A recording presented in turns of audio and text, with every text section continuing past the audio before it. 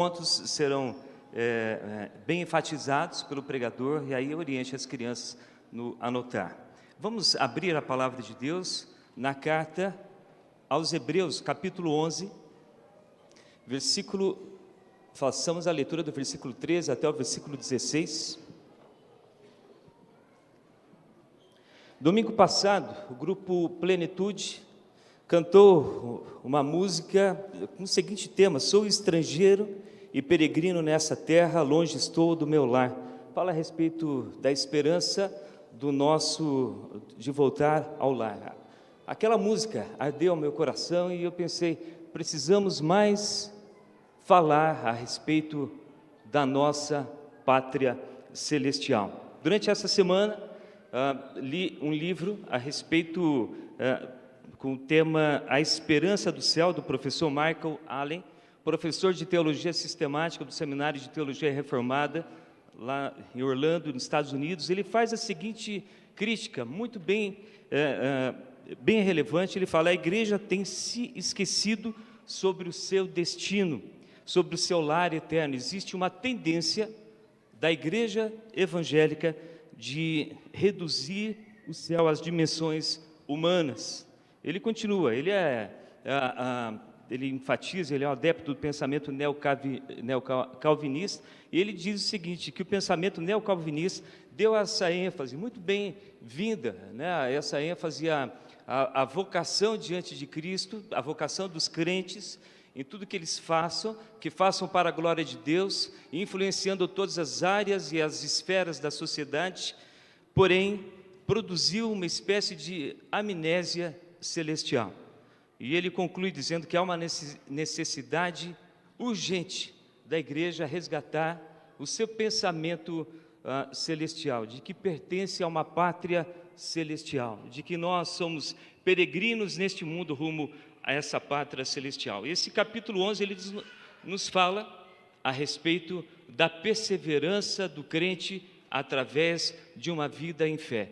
Antes do versículo 13, do versículo 2 até o versículo 12, o autor de Hebreus nos fala a respeito de uma relação de cristãos, uma relação de servos de Deus, e ele cita aqui Abel, Enoque, Noé, Abraão, Isaque, Jacó, Sara e Raabe, pessoas que são dignas de serem lembradas em razão de terem agradado a Deus, em razão de viverem pela fé. Então esse é o contexto, e aí façamos a leitura a partir do versículo 13, e aí todos juntos, a uma só voz, assentados mesmo com toda a reverência. Todos estes morreram na fé, sem ter obtido as promessas, vendo-as, porém, de longe, e saudando-as, e confessando que eram estrangeiros e peregrinos sobre a terra. Porque os que falam desse modo manifestam estar procurando uma pátria. E se na verdade se lembrassem daquela de onde saíram, teriam oportunidade de voltar. Mas agora aspiram a uma pátria superior, isto é, celestial. Por isso Deus não se envergonha deles, de ser chamado o seu Deus, porquanto lhes preparou uma cidade. Vamos orar mais uma vez. Senhor, nós te pedimos, venha falar ao nosso coração, porque se o Senhor não falar, Senhor, ninguém ouve. Fale, Pai, transforma os nossos corações, ilumina, Senhor, a nossa mente, abra os nossos ouvidos espirituais. Queremos ser confrontados com a Tua palavra, queremos ser animados, sairmos daqui exortados e reavivados pela Tua santa palavra. É a nossa oração, em nome do Senhor Jesus. Amém. Queridos, então, o tema hoje é cidadãos de uma pátria celestial. Crianças, se vocês estiverem anotando, cidadãos de uma pátria celestial. O que esses personagens, Abel, Enoque, Noé, Abraão, Isaque, Sara, Raabe, têm em comum? Não são apenas personagens, mas eles viveram neste mundo, no seu tempo, no seu espaço, tiveram seus embates na vida, as suas crises existenciais, tragédias familiares, Mas todos esses tinham algo em comum. Eles tinham uma consciência bem clara na sua mente de que pertenciam a uma pátria celestial, que não pertenciam a este mundo, mas sim, a sua vida, o seu viver, a sua alegria estava na promessa a qual Deus tinha conferido a cada um deles. Veja, no versículo 13, todos estes morreram na fé.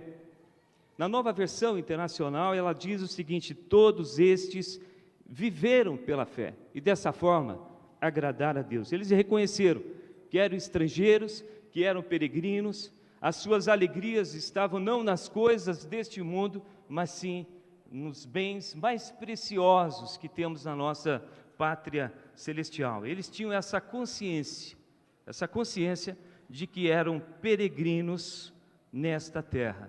Crianças, se vocês quiserem anotar, eles eram peregrinos nesta terra. Somos todos peregrinos nessa terra. Eles viveram pela fé.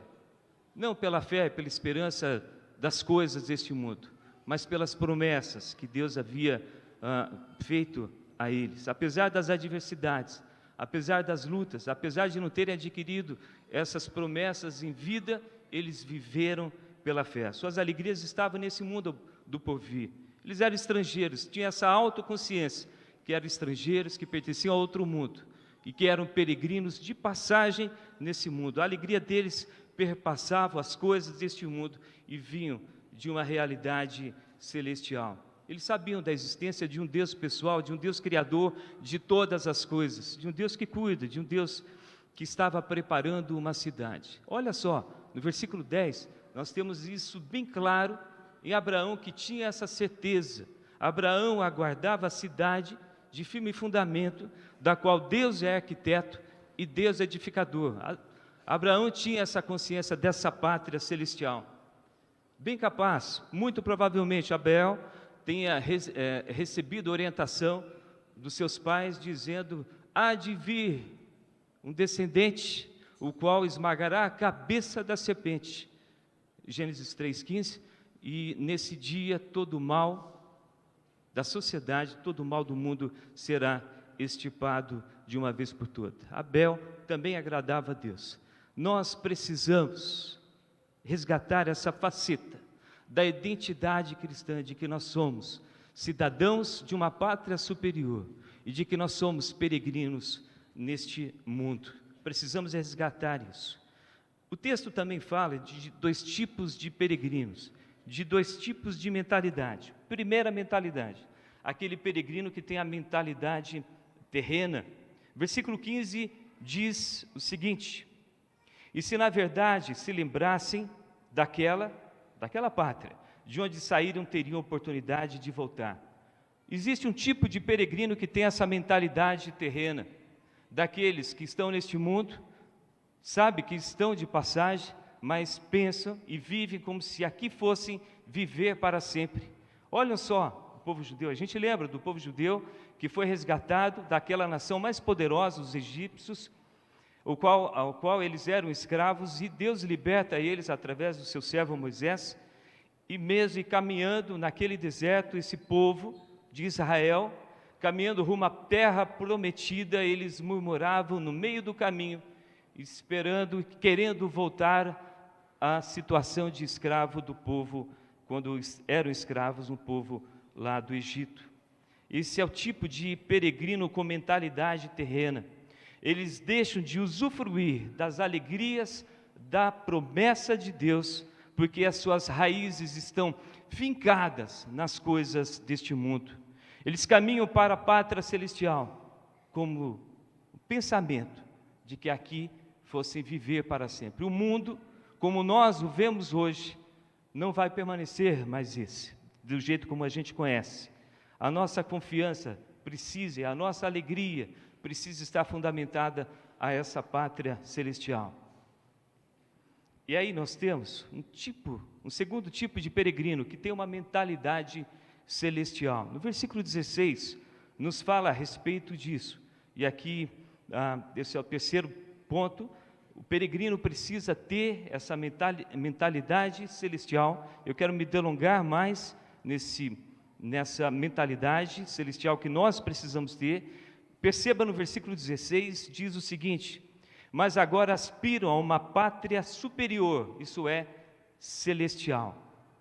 Jesus nos aponta a essa pátria celestial e diz o seguinte, que na casa de meu Pai há muitas moradas. Essa é a promessa que Deus tem. A nossa alegria precisa estar fundamentada nessa pátria celestial. Mas como é que é essa pátria celestial? A Bíblia nos fala como é que vai ser a nossa pátria. E nós temos aqui alguns relances ao longo das Escrituras, eu quero falar alguns pontos dele. Será que nós passaremos a eternidade tangendo as nossas harpas, ou cantando para sempre no coro angelical? O que é que a Bíblia nos fala a respeito da nossa pátria e da nossa existência nessa realidade espiritual? Nós temos aqui um estado intermediário, o qual cada um de nós, os filhos de Deus, vai passar. Esse estado intermediário diz a respeito, desde o momento da nossa morte até o momento da nossa ressurreição, a nossa alma irá para o céu, e lá experimentaremos a felicidade. Esse é o estado intermediário, mas há um estágio final, onde plenamente nós alcançaremos a plena felicidade, quando o nosso corpo será ressuscitado e será glorificado, e viveremos para sempre em eterna comunhão com a Santíssima Trindade. Esse é o estado final e experimentaremos a mais completa felicidade, da qual nós não conseguiríamos exprimir, nem se juntasse todos os gênios da literatura, os gênios aí, os grandes poetas, não conseguiriam exprimir o que será a verdadeira felicidade que experimentaremos nessa eterna comunhão com a Santíssima Trindade. O que a Bíblia nos fala desse novo céu e da nova terra? Anthony Hoekman, ele fala que o céu, vejam bem, o céu vai descer e vai haver uma fusão com a terra, haverá uma substância refeita. Deus, então, que habita no céu, habitará na terra, nesse novo céu, nessa nova terra. Jesus não só apenas redime os eleitos, mas ele liberta toda a criação e todo o universo dessa maldição do pecado. E o mundo como nós e como os nossos sentidos captam hoje será completamente diferente. E aí entra o exercício da imaginação. Eu penso que terá muito mais beleza. Esse novo céu, essa nova terra, as cores que veremos, a gente não consegue nem imaginar. O cheiro que vai fazer passar vergonha, o melhor perfume francês, experimentaremos lá na eternidade, as visões, os nossos olhares, a beleza do mundo, a nossa mente será ampliada, o nosso conhecimento a tal ponto de que nós veremos o Senhor Deus face a face. As riquezas e as possibilidades do que nós faremos nesse novo céu e na nova terra, a palavra de Deus fala, Paulo fala que nem olhos viram, nem ouvidos ouviram, o que Deus tem preparado para aqueles que o amam. Nós precisamos resgatar essa esperança de que nós somos cidadãos dessa pátria celestial, e só desse jeito, só meditando nessa pátria celestial, a gente consegue tirar as nossas raízes e o nosso coração das coisas deste mundo. Como é que nós seremos? Nós teremos um corpo glorificado, e o que pode chegar mais próximo disso, de entendermos, é olharmos para Jesus pós a sua ressurreição. Ele teve o corpo glorificado. Em um momento o Senhor Jesus estava no lugar, em outro momento ele aparecia em outro lugar, ou ele aparecia em um cômodo dentro de uma casa, e nesse cômodo de repente ele saía e ia para outro lugar. Esse corpo com possibilidade de até uma transmutação. Jesus estava caminhando por horas junto com os discípulos, seus amigos, por longo tempo. Eles não conheceram o Senhor Jesus Cristo. Então nós temos pelo menos um relance, né, relâmpagos de entendermos como será esse nosso corpo glorificado. Lembra que Jesus se alimentava? Né? Ele fez até um peixe na fogueira ali para Pedro. Nós vamos nos alimentar. Esses dias perguntaram para mim se haveria churrasco no céu. Aí já não sei responder, né? Porque se não vai ter morte, como é que vai ter churrasco? Eu não sei, né? Tem coisas que a gente só vai saber quando lá chegarmos. Mas uma coisa a gente sabe, que vai ter a ausência de sofrimento, a ausência da morte. Não haverá mais morte, não haverá mais embates, não haverá mais lutas. Nós reinaremos para sempre. A rainha Elizabeth reinou por 70 anos. Ela faleceu essa semana, na sexta-feira, e nós temos essa promessa de que nós reinaremos para sempre. O Senhor Jesus disse: ao vencedor eu lhe concederei que se assente comigo no trono. E assim como eu venci e me assentei com meu Pai no seu trono. Então, nós nunca iremos, irmãos, nunca iremos nos realizar nesse mundo. Diante de tanta promessa, a gente nunca vai se realizar com as coisas deste mundo. A gente carrega sempre e vamos sempre carregar esse senso de inadequação com as coisas deste mundo. Porque as coisas que estão preparadas para nós, né, a gente nem imagina as surpresas que receberemos lá no céu. Perceba, irmãos, que a gente precisa ter essa mente, essa mentalidade celestial. E a partir do momento quando nós meditarmos, sabendo que nós somos apenas peregrinos, indo rumo à pátria celestial, as coisas começam a ser impactadas em todas as áreas da nossa vida. Markham Allen fala o seguinte: as bênçãos futuras estimulam o comportamento atual. A esperança que Deus nos deu, nos prometeu amanhã, molda como nós vivemos hoje. O que é ter essa mentalidade celestial? Nós, enquanto peregrinos, precisamos ter e resgatar essa mentalidade celestial. E aqui eu quero dizer o seguinte: um peregrino que tem a mentalidade celestial, ele sabe que aquele que serve a um Deus que não negou o que tinha de mais precioso, ele poderia ter dado todas as estrelas por amor a nós, ele poderia ter sacrificado todos os anjos por amor a nós, mas ele resolveu sacrificar o que tinha de mais precioso para nos resgatar. Então o peregrino que tem essa mentalidade espiritual sabe que ele vai ter que viver enquanto peregrino nessa terra para agradar ao seu Senhor.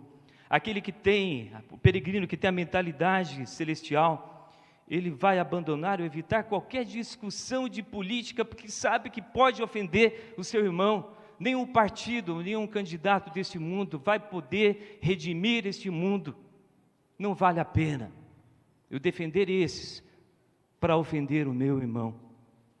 O peregrino que tem essa mentalidade celestial, ele é generoso com aqueles que têm menos, porque sabe que a sua riqueza mais profunda e mais valiosa está na região celestial.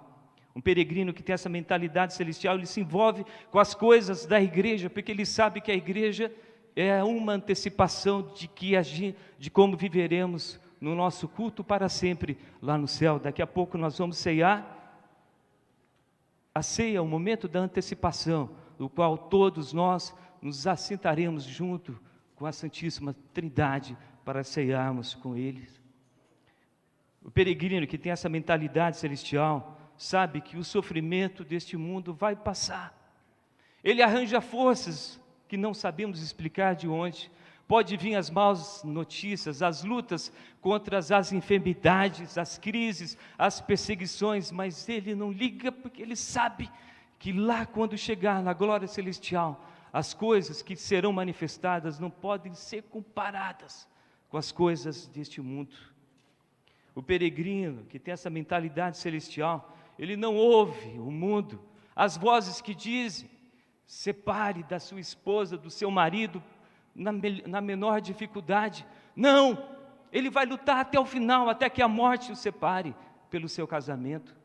O peregrino que sabe que está indo rumo à pátria celestial, ele influencia, impacta até o seu namoro. Ele vai ter esse namoro santo, porque sabe que agrada aquele que não negou o que tinha de mais precioso. O peregrino, ele sabe que ele vai abrir até a mão do seu salário generoso, se por acaso ele tiver que negociar valores bíblicos. Ele trabalha porque ele quer ajudar o próximo, porque ele quer construir um mundo melhor. Ele trabalha porque ele sabe que ele precisa agradar a Deus e de que um dia ele vai prestar conta a Deus. E na política, o peregrino que sabe que ele está indo para a pátria celestial, ele sabe que ele não é deste mundo. Ele sabe que faz parte de uma igreja que é a instituição mais antiga e mais poderosa da face da terra. Governos vão passar, políticos, partidos, nações vão passar, mas a igreja vai permanecer. É por isso que a igreja não faz acordos com partidos ou com ideologias humanas. Ele até pode concordar com esse ponto, concorda com esse ponto desse partido, mas há coisas que são inegociáveis. Venha falar de legalização de aborto, somos contra. Venha falar de destruição da família, somos contra. Vem falar sobre a ideologia de gênero, somos contra. Somos a favor da liberdade religiosa. Contra isso, a igreja se levanta como profeta, mas não fecha acordo com partidos ou com políticos. Ele sabe que a única coisa que vai redimir esse mundo é o Evangelho, é o poder de Deus.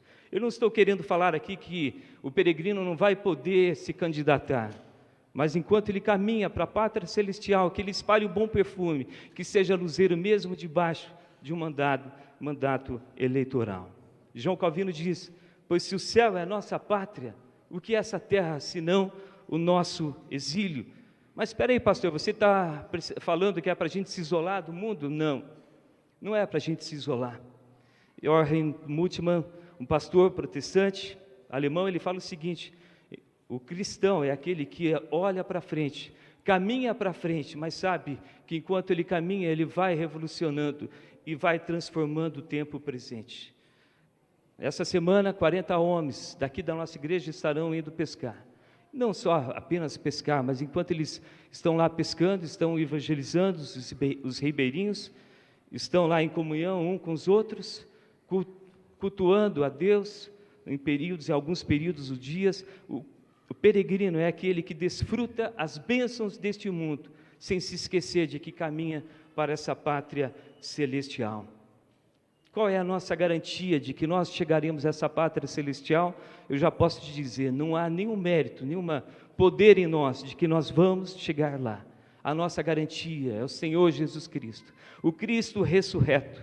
Nós chegaremos lá porque Ele chegou, Ele intercede por nós, e Ele viveu como santo, Ele morreu em nosso lugar, Ele ressuscitou, Ele já está lá esperando o retorno dos seus filhos, vir buscar os seus filhos. E aqui eu quero já finalizar, irmãos. Eu posso afirmar que em alguns anos, cada ser humano estará vivendo ou no céu ou no inferno. E se a gente for comparar a eternidade que a gente vai passar, comparar com a nossa ínfima existência aqui na terra, eu posso afirmar que nós temos frações de segundo para escolher aonde nós iremos passar a nossa eternidade. Se você é um peregrino de Deus, reorganize a sua agenda de acordo com a mentalidade celestial. Viva para agradar a Deus, viva na alegria das promessas que estão por vir, não nas coisas deste mundo. Sacrifique o que você tem de melhor ao bem do próximo. Jogue fora os seus ídolos, pois as coisas que experimentaremos lá serão bem melhor. E se nós pudéssemos nos posicionar no portão de entrada dessa grande pátria celestial e pudéssemos ver os peregrinos chegando, nós olharíamos alguns com cicatrizes chegando, outros cambaleando, outros arrastando uma perna em razão dos embates e lutas dessa vida, outros sendo levados por macas pelos irmãos, porque já não conseguem mais andar. Mas uma coisa eles têm em comum: a alegria estampada em seus rostos, porque sabem que o sofrimento do tempo presente e que as coisas deste mundo não podem ser comparadas ao momento em que eles pisarem na pátria celestial. Que Deus esteja nos abençoando. Vamos abaixar nossas cabeças. Pai, nós te pedimos, cria em nós essa mentalidade celestial, Pai. Retira qualquer tipo de mentalidade terrena e que possamos almejar essa pátria celestial e, ao mesmo tempo, sendo luz e sendo sal dessa terra. Em nome do Senhor Jesus Cristo. Amém, Pai.